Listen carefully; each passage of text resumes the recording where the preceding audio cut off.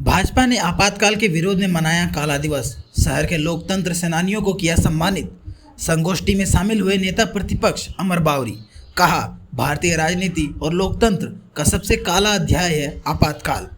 1975 में तत्कालीन प्रधानमंत्री इंदिरा गांधी की ओर से लागू आपातकाल के विरोध में भाजपा जमशेदपुर महानगर ने मंगलवार को काला दिवस के रूप में मनाया। जमशेदपुर के मानगो स्थित बड़ा हनुमान मंदिर सभागार में महानगर अध्यक्ष सुधांशु ओझा की अध्यक्षता में लोकतंत्र की रक्षा हमारा संकल्प विषय पर आयोजित संगोष्ठी में आपातकाल को भारतीय इतिहास का सबसे काला अध्याय बताते हुए लोकतंत्र की रक्षा में अपने प्राणों की आहुति देने वाले लोकतंत्र सेनानियों को स्मरण कर नमन किया गया।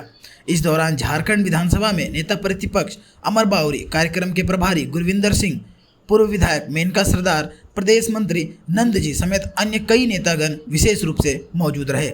इस कार्यक्रम में आपातकाल के दौरान जेल गए लोहनगरी जमशेदपुर के लोकतंत्र सेनानियों ने आपातकाल के अनुभव को साझा किया। इसके साथ ही भाजपा नेताओं ने कार्यक्रम स्थल से गांधी मैदान तक पैदल पद यात्रा कर राष्ट्रपिता महात्मा गांधी को श्रद्धांजलि अर्पित कर नमन किया। इस दौरान कार्यकर्ताओं ने बाहों पर काली पट्टी बांधकर विरोध दर्ज कराया। आपातकाल के 50 साल पूरे हो गए। सबसे पहले तो मीडिया बंदियों को इस बात के लिए बधाई देता हूँ कि आपातकाल 22 महीने ही चला, सब लोगों ने संघर्ष करके, क्योंकि सबसे ज़्यादा सेंसरशिप और सबसे ज़्यादा यदि लोगों की आवाज़ का जो माध्यम होता है, मीडिया को उन्होंने रोकने का काम किया। आज कांग्रेस के शहजादे राहुल गांधी जी हाथ में कॉन्स्टिट्यूशन की कॉपी लेकर घूमते हैं और कहते हैं कि देश का संविधान और लोकतंत्र, वो भूल जाते हैं कि 50 साल पहले उनकी ही दादी इंदिरा गांधी जी ने लोकतंत्र और संविधान को पूरी तरह से खत्म करके देश में आपातकाल लागू किया। देश के सारे संवैधानिक अधिकारों को उन्होंने खारिज कर दिया, सारे नागरिकों के मूलाधिकार को खारिज कर दिया और पूरे देश को बंदीगिरी के रूप में बदल दिया।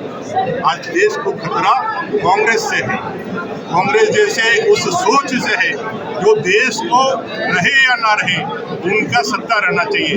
उनके लिए अभी सत्ता अगर मिले और देश गुलाम हो जाए और उनको यदि वायसराय बना दिया जाए तब भी वो देश का ज़्यादा वायसराय बनना ज़्यादा पसंद करेंगे।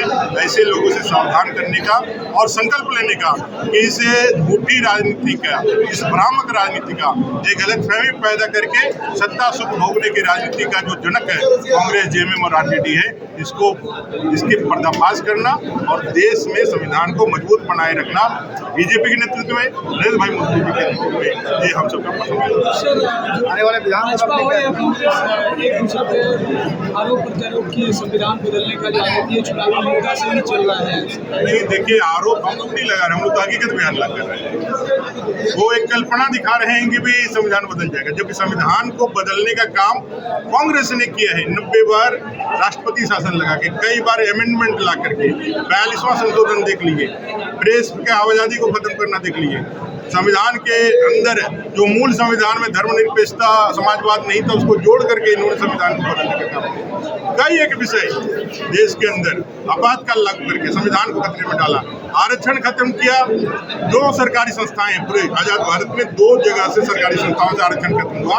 SC ST OBC का वो है जामिया इस्लामिया और मुस्लिम अलीगढ़ मुस्लिम यूनिवर्सिटी, उन्होंने खत्म किया। ये सारे काम वो करते हैं, एलिगेशन हम पे लगाते हैं, क्योंकि उनका जाना पहचाना या प्रयोग किया हुआ तथ्य है कि झूठ बोलने से वोट मिलता है। चुनावी मुद्दा, चुनावी स्टैंड बना। चुनाव का क्या लगता है संविधान 100% इस बार भारतीय जनता पार्टी के नेतृत्व में यहाँ सरकार जनता की बनेगी और इस भ्रष्टाचारी ठगबंधन की सरकार को उखाड़ देगी।